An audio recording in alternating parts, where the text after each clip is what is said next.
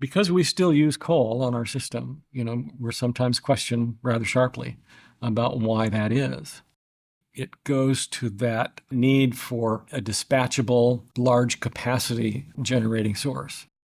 Now, we recognize that those have significant environmental impacts, and we have reduced our coal output significantly, and we expect that to continue. But in order to replace the role that dispatchable baseload power systems give to customer service, you're going to have to replace that with something that can be equally as dependable and dispatchable.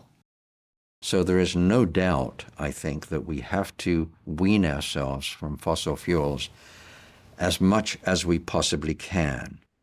For Southern Oregon, solar is undoubtedly the dominant solution we have. Wind is a significant benefit.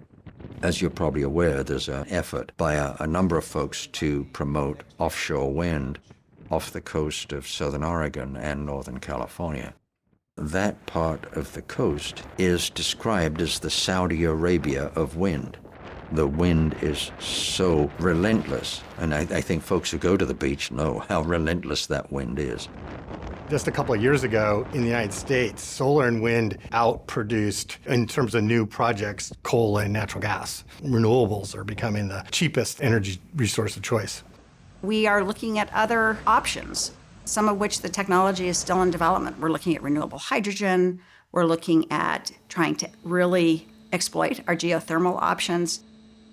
One of the things that is clear from our experience is that each generation source has advantages and disadvantages. What's most exciting about our business right now is the expansion of renewable energies generally have no fuel cost. That's been of great benefit to our customers because fuel cost is one of the major costs of producing electric power. What are your thoughts on renewable energy? Super excited. It kind of amazes me almost because I think it's such a cool process, and there's so many things that I feel like we haven't discovered yet and things that we are now really starting to implement in, many different aspects of renewable energy. In order for Oregon to meet and maintain its greenhouse gas emission reduction goals, we have to replace fossil fuels with electrification and electrification with renewables. The amount of renewables that we need to do all that electrification for electric vehicles and all sorts of other kinds of processes is going to increase. So we're going to need a lot of renewable resources. We're going to have a big quiver. Every one of those arrows that's a renewable resource is going to be necessary for us to actually meet our goals and maintain those goals and get to net zero, if not negative emissions, so that we can recover from overshooting our greenhouse gas emissions. Maximizing those renewable resources are going to be part of the agenda moving forward, but there's trade-offs. Solar panels are great, but they take up space, habitat for wildlife. There is concern in coastal communities about offshore wind. There's no such thing as a completely benign energy source. There is no energy resource that you can build that doesn't have some kind of environmental impact. If it's coal or natural gas, we got greenhouse gases that it pumps out. In coal, we're digging up giant pits for coal. With hydro, we're damming up rivers and impacting fish.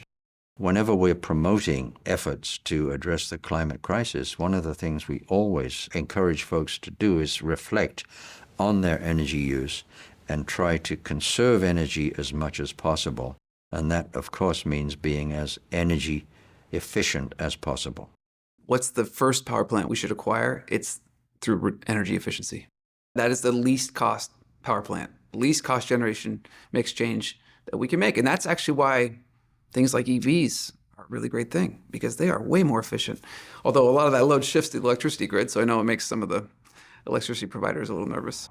But heat pumps, better insulated buildings, all those things make a huge difference.